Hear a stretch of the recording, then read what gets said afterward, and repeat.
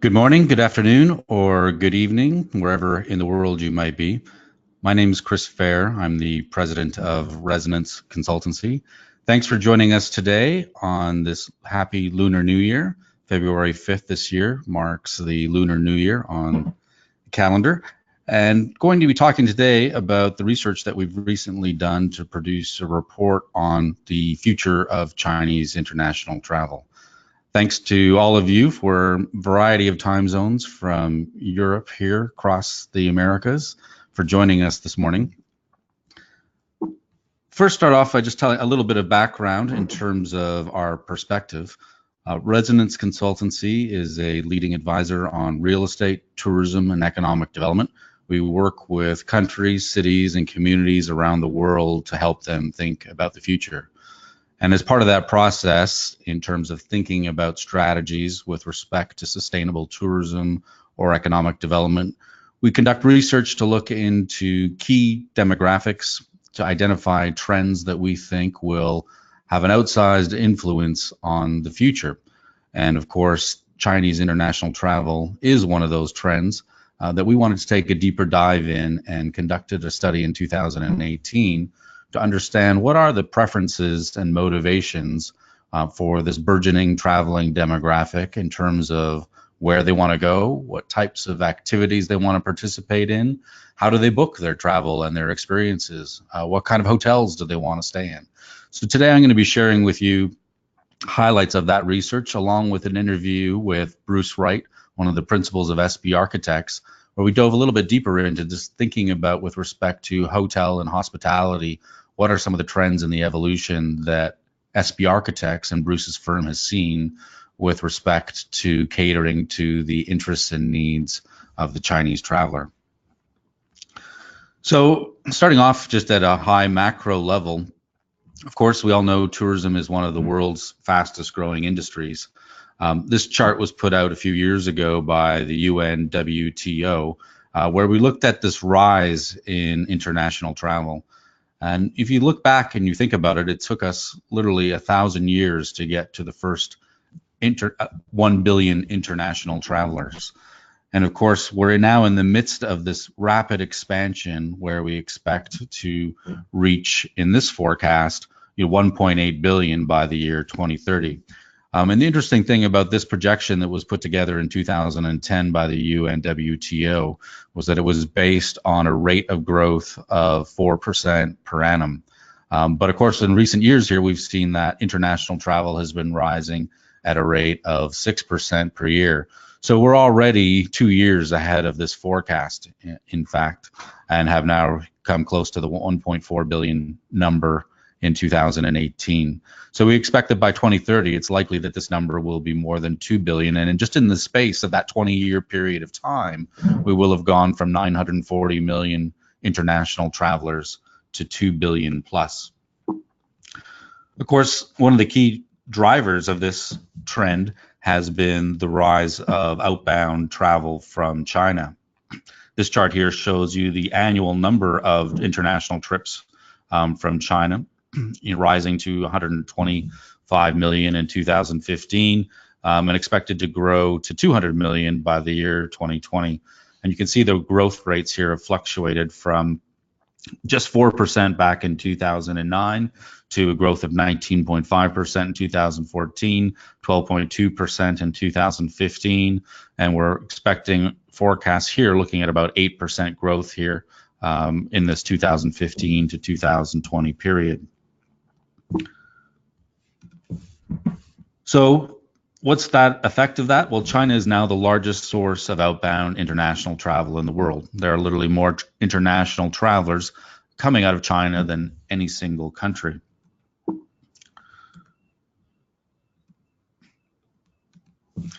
In fact, when you look at the period that we're in right now, this is actually considered to be one of the busiest travel times of the year. In fact, some characterize it as the largest human migration really happens around the Spring Festival, the 40 days period of time before and after the Lunar New Year. We see that there are about 3 billion trips are expected to be taken in this 40-day period of time. And most of this will happen within China, 65 million trips by airplane. But about 7 billion of these trips are expected to be taken overseas, and that's just up from 6.5 million last year. So we're already looking at the addition of 500,000 trips of outbound travelers from China traveling overseas during this overseas period. So while in the Americas we like to think about Thanksgiving and our holiday period as being one of the busiest travel times of the year, in fact, if you look at this in a global context, we're actually in the midst of the busiest travel time of the year. So how do we look at and understand what some of the intentions, aspirations are of this growing traveling demographic? In partnership with Luxury China Advisors in the spring of 2018, we conducted an online survey with more than 3,000 recent international Chinese travelers. And when we say international, we were specifically interested in looking at long-haul travel from China, so beyond Hong Kong and Macau, looking at travelers that had taken an overseas trip. And the one key structure to the study, and what I'm really going to talk to you about today, is the differences of trying to look at those respondents that are Generation X over the age of 37 to 54 versus millennial travelers age 20 to 36. And what reason we were trying to segment the results that way is we were looking and trying to identify what are some of the potential shifts between the Chinese customer and traveler that we've seen to date and the next generation of travelers, so that we can better position ourselves both from a marketing perspective and from an experiential and development perspective to cater to the needs of this very fast changing market and demographic. So I'll just kind of start off with some of the key trends before we dive into the more detailed data. There are really 8 key trends that we identify. And of course, I've already just gone through the numbers, and it's really hard to fathom the growth and the scope and the scale of this trend. A lot of the international outbound travel from China has been concentrated in and around China, whether that's to Hong Kong, Macau, Thailand, etc. But as these travelers become more experienced, we're seeing an interest in them traveling further and further afield. So for those of us outside of the Southeast Asia region and neighboring countries in China that are already experiencing this explosion in travel, we think we're going to be able to see that happening literally around the world. One of the other key trends we'll talk about today and show you some of the data on is the rise of independent travel. That historically, Chinese international travelers have largely traveled through in groups and organized travel packages, but we're seeing a real explosion in terms of this next generation willing to not only travel independently, but also solo as well. Of course, most Chinese like to travel with people they're close to. We'll look at that, family, friends, and kids. But the key trend here is how that travel is purchased and consumed, and this quick shift from it being in organized groups to being free and independent travelers. The next piece we'll talk a little bit about in terms of the types of destinations and experiences that we'll see in the data today is that there's a real interest in nature-oriented experiences and destinations. And I think a lot of the travel from outbound from China has been concentrated in cities, whether it's Los Angeles or Paris or Tokyo. But now we're seeing, in particular with this next generation of travelers, a rise in interest in nature-oriented destinations, whether that's Canada or Switzerland. And I think that's a trend that we'll continue to see to rise. And our hypothesis is that as China has rapidly urbanized, there is with that is a counter trend to a growing desire to experience the natural world. Fourth trend we'll talk a little bit about is with respect to experiences.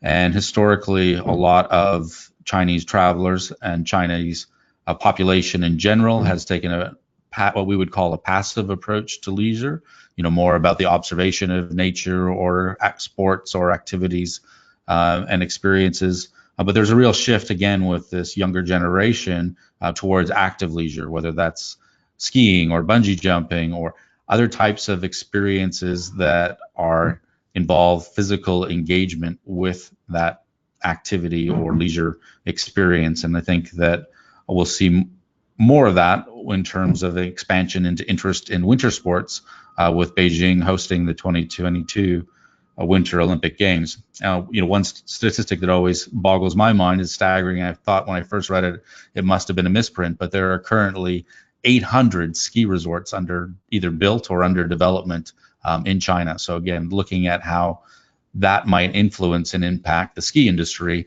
in the future as we see this rise in a whole new market of skiers. The fifth trend is will come to no surprise to anyone that Chinese travelers consider, purchase, and consume other experiences via mobile devices and share those experiences. That really, when we look at the Chinese traveler, we consider them to be the most sophisticated in terms of mobile usage, whether that's for reviewing opportunities for travel, whether it's purchasing travel. If we really want to understand what the travel looks like in the mobile environment, China is really a leader in this field, and we'll show you a little bit of how that is being used today. Sixth key trend, again, no surprise here, of the role universally around the world. Online travel agencies have shaped the travel industry and disrupted it in many ways. But the interesting thing when we look in China is the proliferation of platforms and the variety of platforms that there are and continue to emerge, that when you're looking at the China market, it's not just a matter of one or two or three platforms like it is in North America or Europe. It's really looking at an array of 10 to 15, and we'll show you how these different generations are using the different platforms available online. Of course, Chinese travelers are often characterized as being passionate about shopping. We'll show you some data on that in terms of the kind of shopping, and look at a little bit generationally. Is there a difference between Generation X, more experienced Chinese travelers, older Chinese travelers, and this next generation of millennials? So you'll hear me talk a lot today about this, overarching trend with respect to a new generation, and the data we're going to go through today and share with you is segmented based on looking at those preferences and interests of those aged 37 to 54 versus those that are aged 18 to 36. So first, let's start off with just looking at where they want to go in terms of what types of international destinations are these travelers most interested in. So you can see these are what the top 15 most visited destinations, and the light blue bar reflects our millennial travelers, and the dark blue bar reflects our Gen X travelers. So looking at generational differences, you can see that more millennials, a greater percentage of them, 43% of those millennials that have traveled in the last 2 years visited Japan. So that far and away has become the most popular destination, followed by Hong Kong. Also, you can see a significant generational difference with respect to Korea, that millennials are much more interested in traveling to Korea. And then we work our way on down the list. You can see where you start to see places like Singapore or Australia have a little bit of an outsized share going to our older Gen X travelers. Same thing with Macau, France, and the United States. And I think some of that reflects that the younger traveler, as they're less experienced, is more likely to take those first international trips closer to home, both from a comfort level and from a cost perspective, versus our older travelers who are more affluent, more experienced, taking those trips further afield to places like France, Australia, and the United States.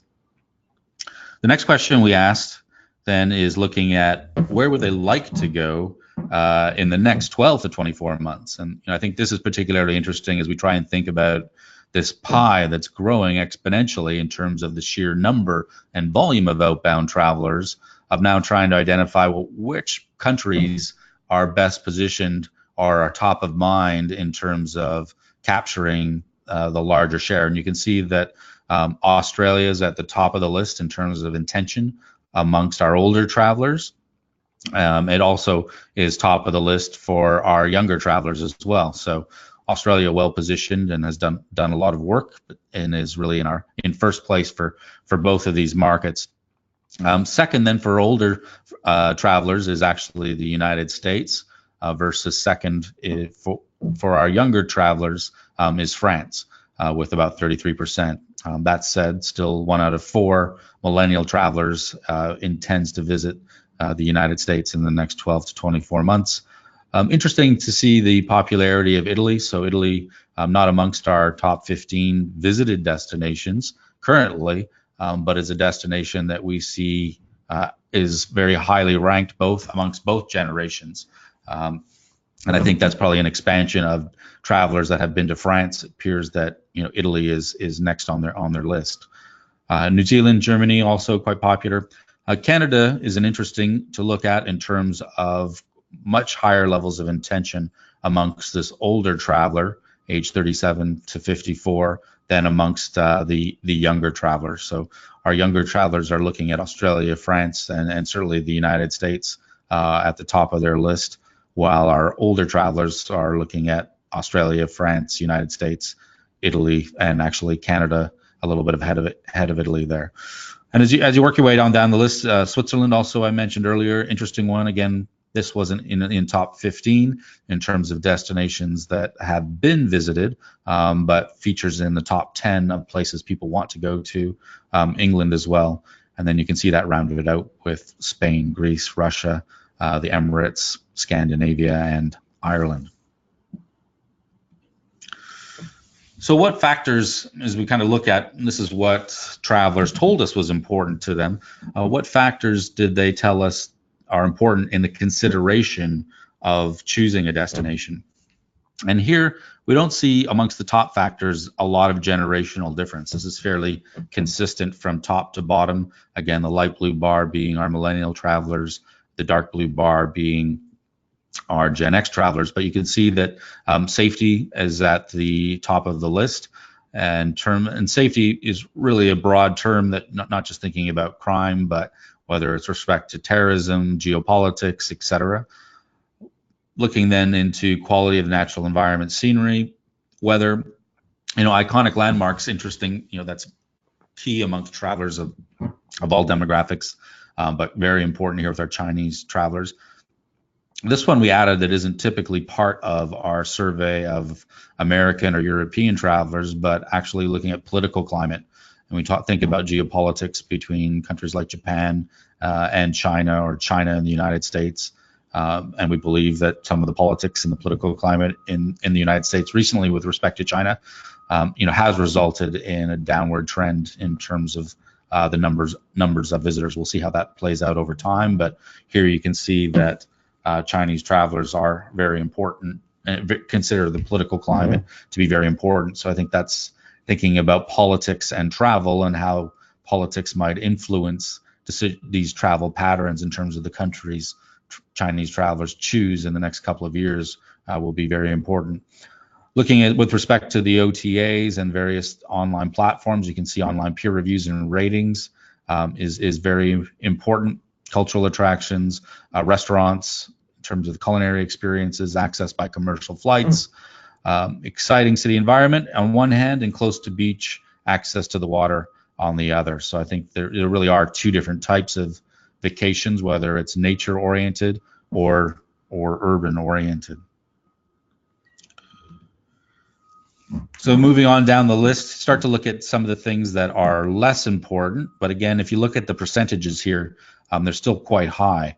So we see things like visiting natural parks, cultural festivals and events, shopping. And again, you don't really see any significant generational differences until you start to get down to Mandarin spoken near the bottom of the list is the one area that we see that there is a slight difference between how important that is to our older travelers, 71% saying that's very important or extremely important, versus just 66%. Again, that's still 2 out of 3 travelers. So the ability to have services and concierge, tour guides, etc., and access to Mandarin publications, guides, apps, etc., still critically important, even though it's quite a ways down this list.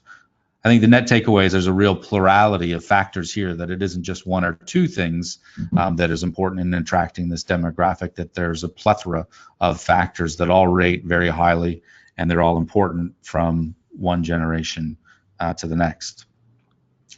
So the next piece we'll dive into and look at is a little bit around the sources for travel inspiration.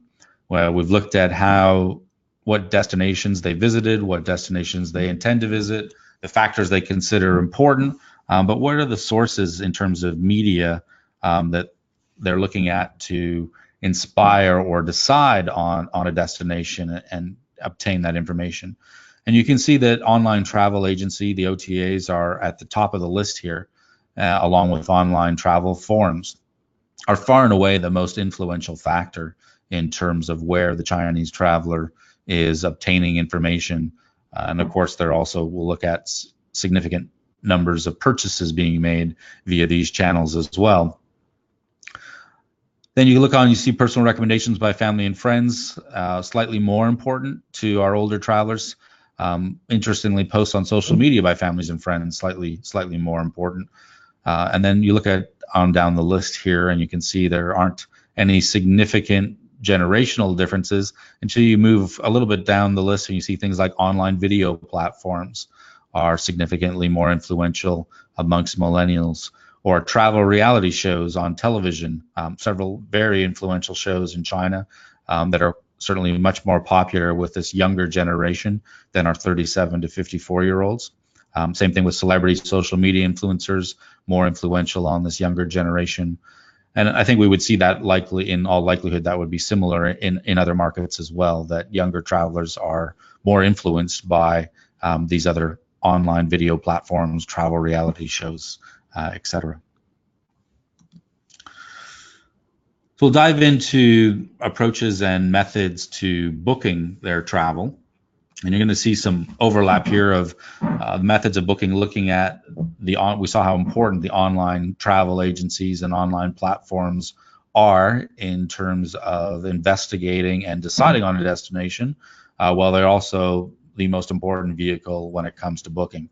And, as I mentioned earlier, there is a plethora of different platforms, and Ctrip is far and away the front runner by Cunard in second place. And there's no real generational differences there. But you do start to see some as you look on down the list with platforms like Fliggy now, which is more popular with millennials. And then you see one of the biggest differences is with respect to Airbnb, that 15% of our millennial travelers are making bookings on Airbnb, while only 9% of our 37 to 54-year-old Gen X's are. So I think the key, as you think about from a destination perspective in terms of marketing to China, is of course Ctrip is the most important, but then you have to weigh and decide, which of these other platforms is best suited to reaching the audience that you're seeking to attract, because there is a wide gamut and variety of platforms that need to be engaged with to successfully market and promote a destination in China today. So we'll dive into looking then at activities and experiences. So this is looking at specifically for our millennial travelers of what activities do they currently enjoy, which are in gray, and those that are in the light blue are would like to try. So of course, no surprise that sightseeing and dining would be at the top of the list, and you can see fun attractions, and you can see shopping is in fourth. And I think, interesting, we'll look at the Generation X, it's slightly higher. So shopping is still critically important, but it seems to be moving down the list. In fact, it's almost tied with engaging with nature, where you see 69% say that's something they currently enjoy, but 28% of our millennial travelers would like to try that. So that, again, speaks to that trend we talked about a little bit earlier on terms of the rise in interest of engaging with nature. Culture, events, and performance is important. Participating in outdoor sports. Here's, again, we see where that only 39% currently participating, but 53% would like to try participating in outdoor sports. And that speaks to this shift that I was talking about earlier in terms of moving from passive leisure experiences to more active leisure experiences. Health and fitness, again, another one of those where 35% currently enjoy, but 51% tell us they would like to try it. along with 45% would like to personally participate in athletic competitions. So there's a real correlation here, we think, between participating in outdoor sports, health and fitness, personally participating in athletic competitions, that all supports this hypothesis we have around this rapid shift in interest and demand from moving from passive leisure to active leisure experiences. So this shows Gen X, and no real change there in terms of the top ranked: sightseeing, dining, fun attractions, shopping, engaging with nature, really, at the top of the list. And you can see even amongst Gen X that 57% would like to try participating in outdoor sports. 58% would like to try health and fitness as part of their vacation experience. 45% in athletic competitions. So no real huge significant differences here from one generation to the next. Again, I think in our conversations with our partner China Luxury Advisors, they believe that if we had conducted this study just 5 years ago, shopping might have been at the top of the list, and it's now moving down slightly. One of the interesting things we looked at of asking, well, what would be your dream vacation experience?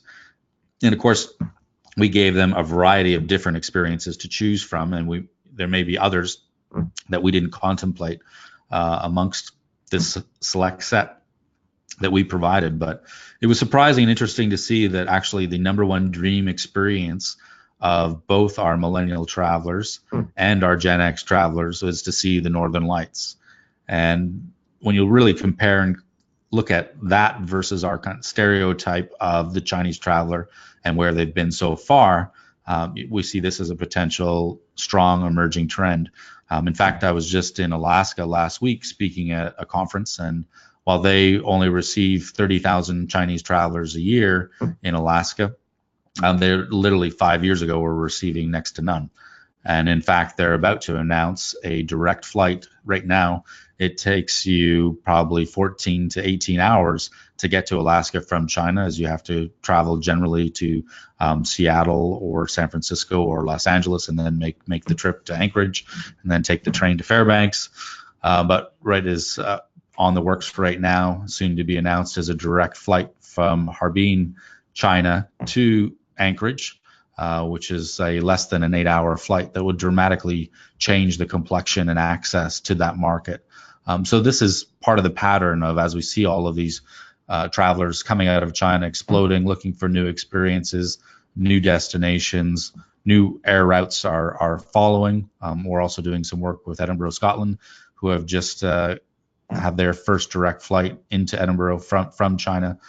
So these are routes that will influence and direct this outbound travel, but also interesting to look at what else is on this list in terms of experiences. You can see visiting national parks, slightly more popular with our older generational travelers. Safari in Africa, quite popular.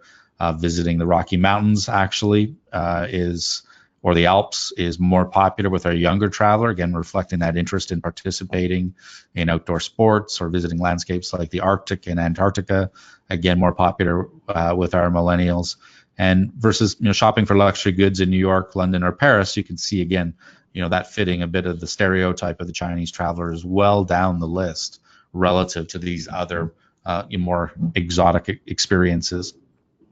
So it'll be interesting to see as we track this over time, will some of these move up or down the list? Will new ones appear that we haven't quite contemplated yet amongst these dream experiences for Chinese travelers? So last, when I comes to experiences, touch on shopping, which we mentioned is still the number 4 most popular activity, both amongst millennials and our Generation X. So we looked at specifically what type of things are they shopping for. Souvenirs, far and away, is the most popular, followed by clothing, jewelry and watches down the list. Gifts, very important to the Chinese traveler in terms of bringing gifts back for friends and family.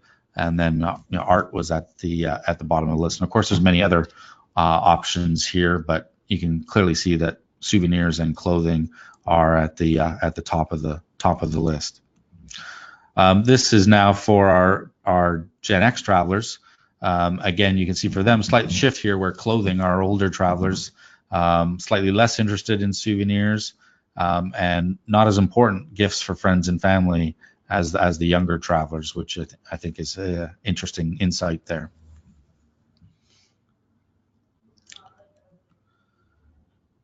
So talk a little bit about the usage of mobile technology. We saw, as I mentioned earlier, that was one of the key trends.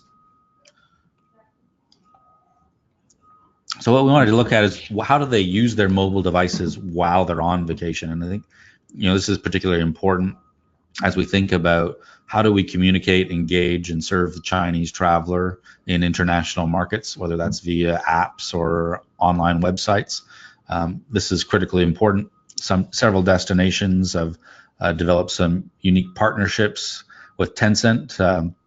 Here in Vancouver, Tourism Vancouver is launching an app with them as a guide for Chinese travelers, and several other cities have following that example. So that mobile technology becomes a critical tool in terms of thinking about how do we engage with and help enhance the experience of these visitors where Mandarin may not be widely spoken. So you can look at what they're doing, and this is broken down in the darkest bar here. Is hourly, our bright blue is daily, and gray is occasionally.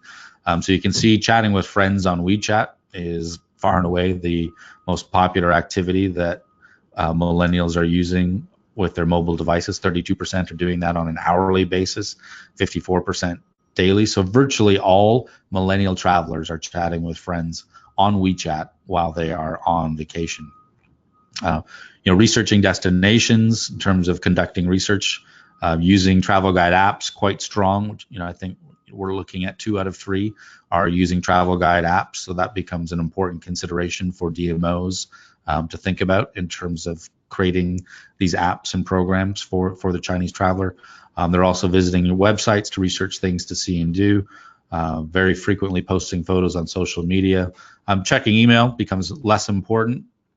Of course, making phone calls, and interesting, you can really see the difference here from North America versus China, with text messaging being much less popular than WeChat being the predominant platform for that type of communication. And of course, they're also posting online ratings and reviews. So 29%, almost 1 out of 3 of our millennial travelers are posting online ratings and reviews daily. And again, that speaks to the importance of the experience and the product, not just for Chinese travelers, but travelers in general, as we saw that these online ratings, reviews are increasingly important in choosing and selecting a destination and what to do in that destination. So the product and the experience and how that gets shared and talked about and recommended online becomes a strong, powerful form of marketing in and of itself. So the last section we'll talk about today is around accommodation. And this is something we're particularly interested in at Resonance. We work with many destinations on tourism master planning in terms of identifying appropriate types of products and experiences. And we also work with numerous different hotel developers and hotel brands in terms of concepting and creating new hospitality experiences. So we wanted to look at in terms of accommodation preferences. And I'll go through these few pieces of data, and then we've got our about a 10-minute interview with Bruce Wright from SB Architects, who's been involved in creating hotels both in China and in the United States and elsewhere. But you can see just in terms of accommodation preference, we first looked at category of hotel product. So you can see that a full-service hotel resort is far and away the most preferred type of accommodation, both for our Gen X travelers and millennials. Slightly more important, though, to the Gen X with 65% versus 59%. Second choice would be the limited service economy hotel. Third choice is around boutique hotels. And then this is where it gets interesting that Airbnb home sharing is much more popular with millennials. Still popular, though, with Gen X. So literally between 1 and 3 travelers coming out of China is looking and prefers to use Airbnb, and that's why China has become one of Airbnb's most important markets and where it's seeing the highest growth. And you can work your way on down the list where you start to see things like house villa rentals, in much less important. Cruise ship, again, huge opportunity, and all of the major cruise lines are building their platform and their brands in China. But cruise ship is quite a ways down the list. And while engaging with nature is important, we can see that isn't so strong. That camping has become popular. We see camping as being very popular with millennial travelers in the United States, but it's barely on the radar for our Chinese travelers. But it'll be interesting to see whether that changes over time with this demand and interest in engaging with nature. So the next piece we think about is with respect to what's important for hotels to offer to the Chinese travelers. And again, we don't see a lot of generational differences here. Real plurality of all of these factors. While some are at the top of the list, the one at the bottom of the list is not that much below the one at the top in terms of the percentages. So when you look at this, think about all of these things as being important, from free internet to being with walking distance to shopping, restaurants, public transportation. That would be the same with US or European travelers. What is different is the mobile payment options. You can see how important that is, whether it's Alipay or WeChat Pay, China Union Pay. Critical that if you're going to work with and attract this market, that you need to be able to take payment via these mobile payment channels. Then something that's often talked about of different in-room courtesies, slippers, kettles. Then looking interestingly, that eco-friendliness, this rate's much higher amongst Chinese travelers than it does amongst American travelers in some of our other studies. So I always find that fascinating that China, that gets much maligned in terms of its approach to the environment and climate change, seems to have a much higher level of consciousness around eco-friendliness and sustainability amongst its traveling population. And at the bottom here, you can see Mandarin-speaking staff. And again, while that's at the bottom of the list, it's still only a few points less important. You can see it's slightly less important for our younger travelers who may be more confident or able to communicate in English. So this is always interesting of kind of looking at what's at the bottom of the list. And again, one caveat here is when you look at the number, even though business center is at the bottom of the list, it's still 53% of millennials and 55% of Gen X told us that this was very or extremely desirable. So you really have at least half of the population from the bottom on up to 90% of the population telling us that all of these things are very or extremely important. So again, a real plurality around. It's not just one or two things. It's all of these things. So what we really look for, what are the things that are distinct to this traveling audience versus other travelers from other countries? And it is the mobile payments platforms. It is things like having Chinese language hotel information, Chinese language menus, that these become really important to attracting and building an audience with this demographic. Interesting, you can look at and see spa facilities and wellness programming. We do a lot of thinking around spas, and wellness, and you can see that is actually more important to our Generation X Chinese travelers. So for those of you that are in spa or wellness oriented business, we think that China has some incredible opportunities there for those types of hotels, resorts, and destinations that have a wellness orientation. So I want to introduce Bruce Wright. As I mentioned, Bruce is a principal and vice president of SB Architects. We've worked with SB Architects on a couple of different projects here in North America. But SB Architects has an office in Shenzhen, and they've done numerous projects in China. And I wanted to talk to Bruce a little bit around what he sees as the evolution, and just in the last 10 years, what's changed from designing and creating hotels for the Chinese traveler versus those in North America. So it's about a 10-minute interview, and then we'll hop on and take. You can please submit any questions that we can discuss while we're listening to the interview.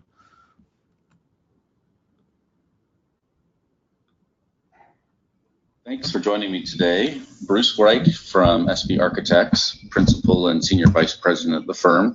A lot of experience both in China and in the US when it comes to hotels and resorts.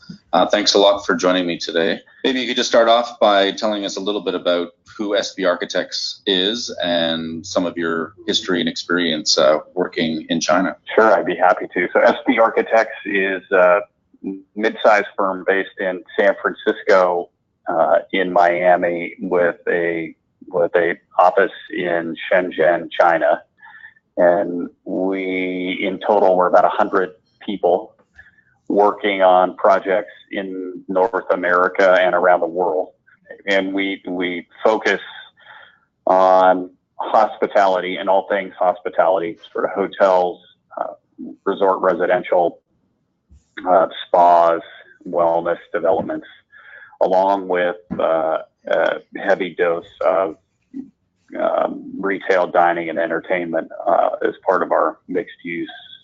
Correct. Well, I think what's particularly interesting is that your firm doing work both in China and here in North America. Maybe you can touch briefly a little bit on what do you see as some of the, or compare and contrast the differences between design of hotels and what's happening in China versus a traditional North American approach? Well, they're actually becoming much closer as far as authenticity of theme, location, and connection to the local environment. I think when we started, China tended to be much more thematic in the types of designs that they were pursuing, both in size and scale. And what we find is, so the size of hotels, of resort developments, is still large as compared to other markets throughout the world. The quality and the authenticity of the development has really changed, and changed for the better.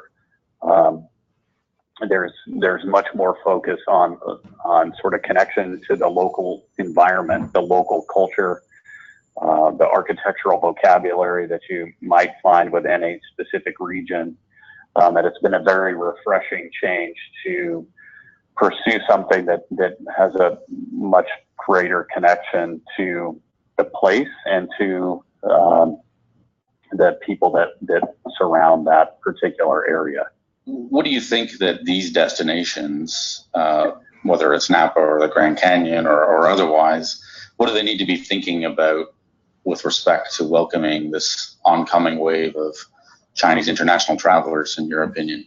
I think that there needs to be a recognition that hospitality and the notion of hospitality is the same for everyone, is to create a warm and welcoming location where basic questions are easily answered, and they're answered both in English or in Mandarin or Cantonese. There needs to be, I think, an understanding that travelers are arriving and they need to get orientation, and most of all, they'd like to get access to understanding of the highlights of any local destination. So we need to think about it from a concierge standpoint of being able to help introduce any particular area sort of as a larger overview, and then create a series of experiences, or make those experiences available for travelers specifically from China, so that they feel warm, welcome, that it's safe to ask questions, and that they can find a way to enjoy themselves in their own particular terms.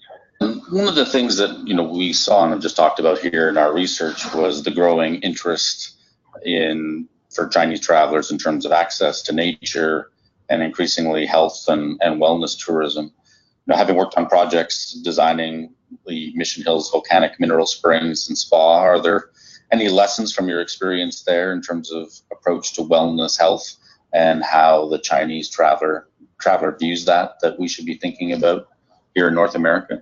The volcanic hot spring spa that you're speaking about is in Haikou on the Hainan Island, and in that case, the development group had the idea of bringing the notion of water and how water is used in wellness treatments around the world, and bringing a whole variety of those concepts to one particular location, so that there was a constant theme of wellness and wellness based in water, but that would be dictated in terms of culture. So whether it's a Turkish hammam or Japanese hot springs, that there was unique differences based on each culture and how each culture used water. And I think that was indicative of a larger desire from the Chinese traveler to understand some of these unique differences between cultures. And I think that serves as sort of a launching ground to leave China behind and actually go to each of these particular countries or locations and experience that particular treatment based on its authentic local presentation. So it's a little bit of a launching pad to get travelers comfortable with the idea of traveling and seeking the notion of wellness, and wellness as it's defined in any location, be that an urban location, be that a rural location, and trying to find a respite from the pace and hectic nature of maybe urban living, and finding a way to reconnect with yourselves and with your fellow travelers in a way that you can bring calm and rest back to your daily busy life in whatever city you might be living in. That certainly seems to be a recurring theme in our research, that as you look at the size and the rate of urbanization in China, that the counter trend to that is an increasing thirst and demand for more natural experiences, that you're escaping that or urban reality, if you will. I agree, and I think that the one thing that we've learned in China is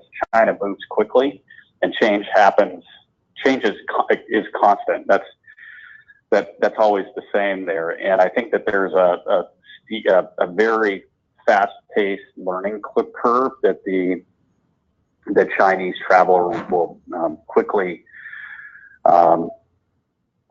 adopt. And I think that these notions that maybe were slow in coming to places like North America will quickly become accepted and understood and enjoyed by the Chinese traveler in the same way that they have with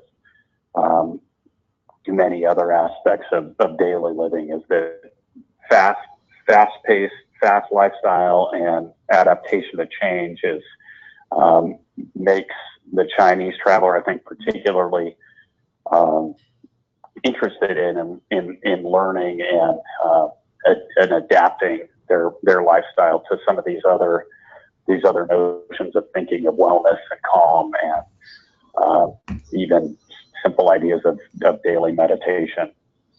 When it comes to attracting these international Chinese travelers and thinking about accommodation, are there particular types of accommodation or particular brands that you see that resonate more than another with the Chinese traveler that destinations should be thinking about if they want to attract this segment? Well, I think the luxury brands are always in play.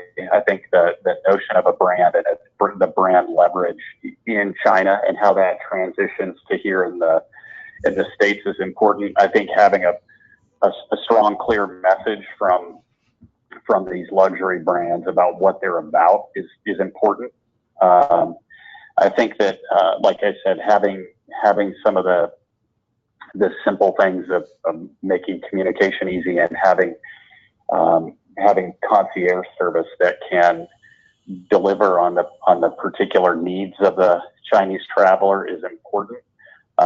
Whether that's menu items, whether that's spa treatment items, just knowing and understanding and anticipating the needs of this sort of high-end luxury market is important to build into concept. I think the hotel design, the physical design of the spaces, probably should be suited to intergenerational travel, whether that's rooms with lock-offs and interconnecting suites and things. I think those sorts of physical design ideas are important, but I think also from a staffing standpoint and from a hotelier sort of cultural standpoint, there needs to be an awareness and understanding. And if brands can create that, then both word of mouth, social media sharing will find its way in a positive way into this sort of growing international body of travelers. And I guess in summing up, if you were to think about your experience, working in China and thinking about the evolution of the Chinese traveler, what would be some of your top 2 or 3 takeaways for hoteliers and destinations here in the U.S.? Well, I think it's about establishing your brand and your brand in the local market in China. It's being able to leverage that brand into unique experiences that are both urban and destination based. And then I think it's just the notion of creating an atmosphere of comfort and hospitality, such that when our friends from China choose to travel and visit international destinations abroad, that they have the same feeling of warmth, welcomeness. The notion of hospitality is infused into their experience, and from that, positive sharing of that experience back to the Chinese market will deliver on greater and greater travel from that particular market. So as long as you have a high quality product that's in a great location and that you service your clients at a high level and service their particular needs of the Chinese traveler, you can find great success. Well said. And thanks for joining us today to talk about the future of China's international travel. Look forward to seeing more of your work, both in China and here in the North America, as you guys continue to help shape the future of hospitality, both here in the U.S. and around the world. Excellent, Chris. Thanks so much, and I appreciate our time today. Great. Well, that was, as I said, Scott Wright from SB Architects. Tell us a little bit about. Just summing up, to then have a few questions that have been submitted while we were listening to the interview. One was around tracking Chinese tourist trends by niche, whether that's ecotourism, history, culture, LGBT, cruising, etc. Now, while we've done that with American travelers and built a psychographic segmentation modeling tool, we have not yet done that in China, and I think that is probably the next step in the evolution of ours and others' research of we tend to just, at the very minimum, are just breaking them down by demographic, as you saw we did today, of trying to understand those generational differences. The next step in research in this marketplace will be to now build profiles. And I think you saw some of that through the activities and experiences, whether it's wellness, whether it's urban, whether it's engaging with nature. Of course, these are probably not desires all one and the same. So breaking them out into psychographic segments to try and understand what types of Chinese travelers are best suited for a destination to attract will be the next step. Paul had a question around the most desirable destinations, and does England mean UK? Working SB Architects. Sorry, a little audio problem there, but England specifically, we broke down UK and looked at England, Scotland, and Northern Ireland. But I guess you could took England as analogous to desire and interest in UK in general. Another question a couple of people had said was, would we be sharing the deck afterwards? We will be posting this on SlideShare. We'll also be making a copy of the recording available for all of the attendees to access and share later today. Another question was just around what point do independent Chinese travelers plan attending live watching sports and festivals? That is in the slide deck. If we go back, there that we were able to look at the interest in watching live sports, which is actually quite high. So again, I think that's an emerging trend that we haven't seen a lot of, but the interest in that being something they'd like to try was quite popular. Another question around OTAs as the number one source for researching booking travel. Online travel forums is number two. Can you give an example of some of these forums? Are they forums within the OTA platforms? And yeah, generally they are. So if you think about TripAdvisor, is not an OTA, but is an online travel forum that you can now do some bookings. And then, of course, a lot of the OTAs are creating online travel forums. So a lot of these are really one and the same as you think about that environment. It's just a question of whether it's the online travel forum leading or is it the OTA in terms of as a booking engine leading. And Ctrip would be an example of, it has both. Another question was on the mobile during travel slide. What's the difference between research destination and engage on official destination WeChat? Are there official China travel guide apps we should be considering? So Tencent, which owns WeChat, is now creating and partnering with destinations. And I gave Tourism Vancouver was actually the first partnership in North America. So I think that is really the future in terms of engaging on official destination. WeChat is evolving into these official apps that created in partnership with WeChat. So versus research destination could be just looking online, could be going on TripAdvisor, just Google searching is how we differentiate between the two of those. But I think those China travel guide apps really will become essential in the future. Another question here from Jessica about, is there any possibility that in the future Chinese travelers will begin to be interested in the Caribbean? We didn't collect data on interest and intent to visit the Caribbean. It's relatively small, but again, as we think about the numbers that we're talking about here, I think is really hard to sort of comprehend that while you may be not amongst the top 15 destinations, if we're talking about 150 million people and you're able to capture 2% of that market, or even just 1% would be 1.5 million people. 2% would be 3 million visitors.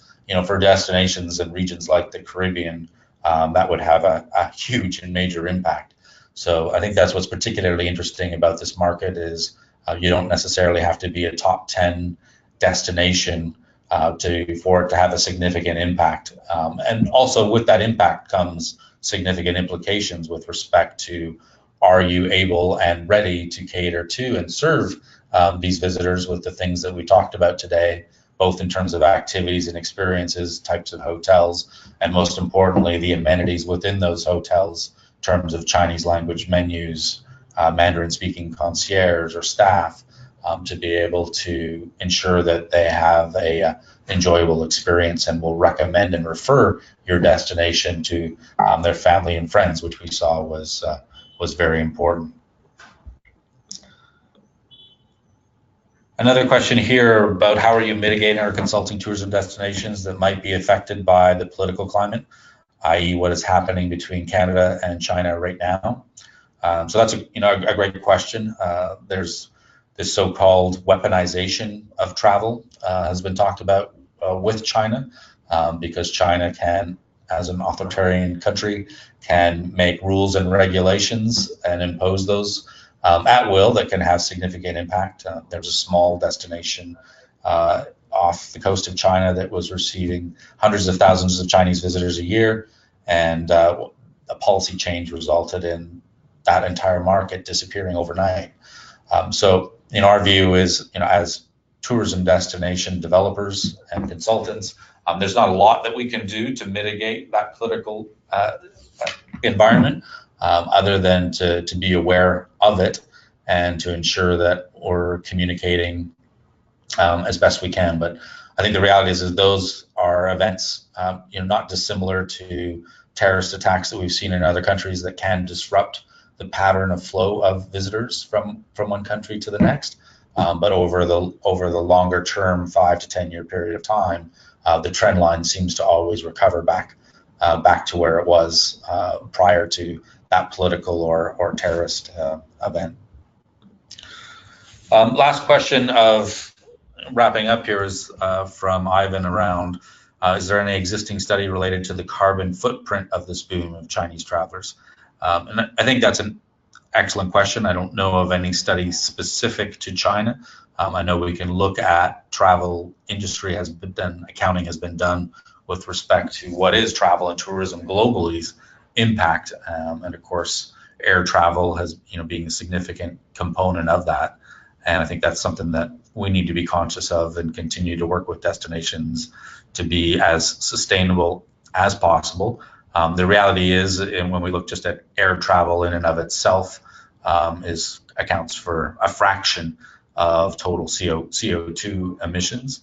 That's not to say that we shouldn't be trying to be more fuel and energy efficient, but the real impact on CO2 and global warming has much more to do with buildings themselves than it does our actual means of transportation. That buildings account for more than 50% of CO2 emissions around the world.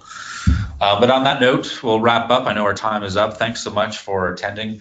As I mentioned, we will be making this presentation available, and you can also download our full report at resonanceco.com/reports. You'll see the Future of Chinese International Travel report there, along with our other studies on America's best cities, world's best cities, the future of U.S. millennial travel. And shortly we'll be releasing a report on the future of cannabis, an interesting topic, particularly here in Canada, one of the first OECD country to legalize cannabis, and be talking about and looking at its potential impact on tourism and opportunities there. So thanks again for joining us. Please stay subscribed, or if you're interested and you're not subscribed to Resonance, you can also go onto our website and become a subscriber to receive updates on reports like these and other news and views that we share throughout the year. So thanks again, everyone.